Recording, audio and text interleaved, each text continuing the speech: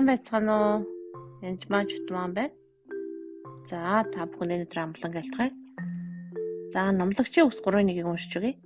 Тэнгэрийн дарга бүх юм цаг хугацаатай бөгөөд бүх юм тогтоогдсон цаг мөчтөө ажээ гэж.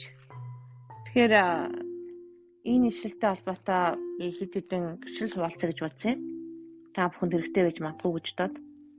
Тэгэхээр би 2018 онд нөхөртөө хамт залбирч байсан эхэнд яг оны эхэнд ер нь оны төгсгөл бидний амьдралд юу хийсэн бэ гэж хэлээд талархаад уцаага дараа жил одоо бид нар та юу бэлдсэн бэ гэж залбирдаг байгаа.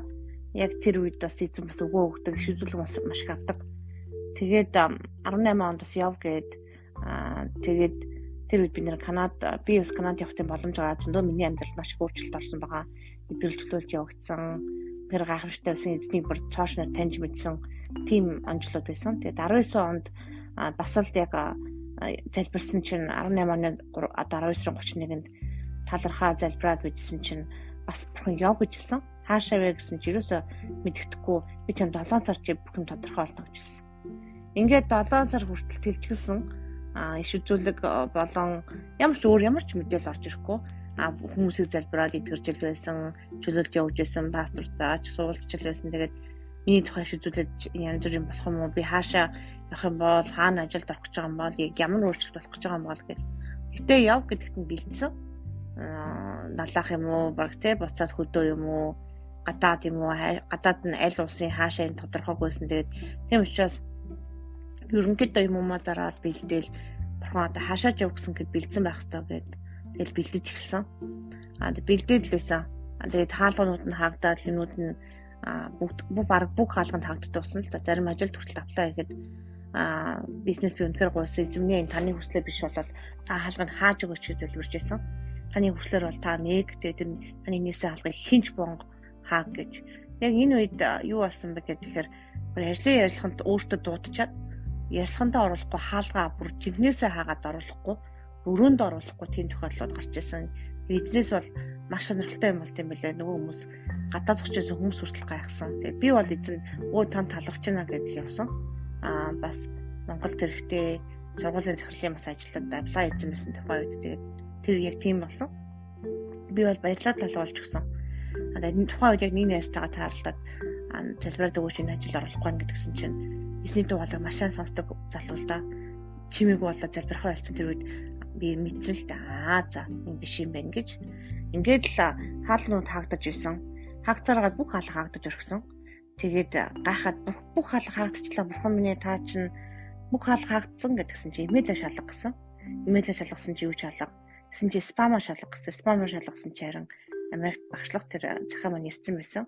Тэгээд маш бага цалинтай тийм ажил ямар ч боломжгүй юм шиг. Тэгээд эзний цаг болоход яг 7 сард бүхэн тодорхой болсон. Тэгээд визэнд орч ямар ч боломжгүй байхад визэнд ороод тэгээд явсан. 2 жилийн өмнө бас би энд ажиллаж инглигээ нөгөө эзэн чи энэ сургуульд ажиллах болно гэж хэлсэн. Тэгээд тэр газар нь аплай хийсэн. Тэгээд тэгсэн чи ажлын ярилцлаганд хоолоод ажиллахгүй, хоолоо бүр таг болоод, ерөөсөө дуурахгүй бүр хашаа шиг болоод хамаг нулимсэнд хутгалдаад, компьютер 3 удаа унтраад, гадаа маш их дуу чимээтэй бүр ажлын ярилцлага ерөөс ямар ч боломжгүй байсан. Тэгээ яг хав тэнцээ давыг гэсэн чсэн гадаад хүнийг авахгүй бид нэр ковид гарсан учраас спонсор хийх боломжгүй гэж шууд татгалцсан байж. Тэгээ эзнээс гайхсан. Эзэн минь та энэ дунд орно гэсэн энэ таны цаг биш юм уу? Би одоо яг юу хийх ёстой юм гэж асуусан бэ? Тэгээ эзэн гэсэн чинь чи библи стади хийх ёстой гэж хэлсэн. Тэгээ би ажлын ярилцлагантаа унсныхаа дараа библи стади эхлүүлсэн ба.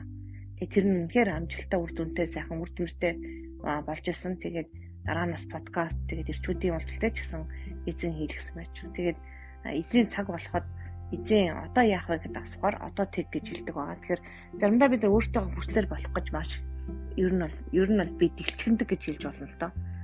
Тэгээд тэрийг хурцлуулах гэж маш хичээдэг. Тэгээд эзний цаг бол үнэхээр хамгийн зөв цаг байдаг. Тэгэхээр тиймээс би яг одоо мата 6-аас залбирая гэж бодож байна. 6-гийн 8-аас энэ залбирлыг хийдэг байгаа. Тэгээд маш чухал.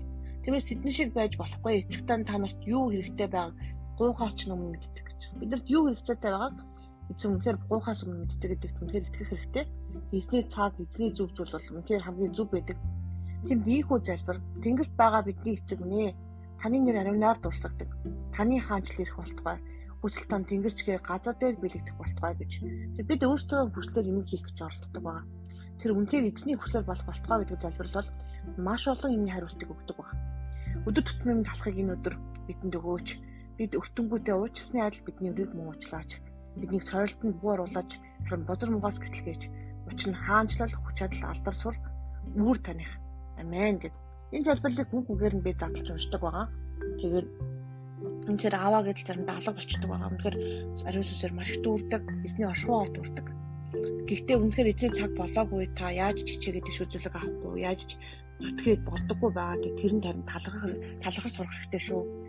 Тэгээд яг цаг нь болохоор эзэн бүх хаалгыг л онгойлгоод хинч тэр хаалгаар хааж чадахгүй бордог байгаа.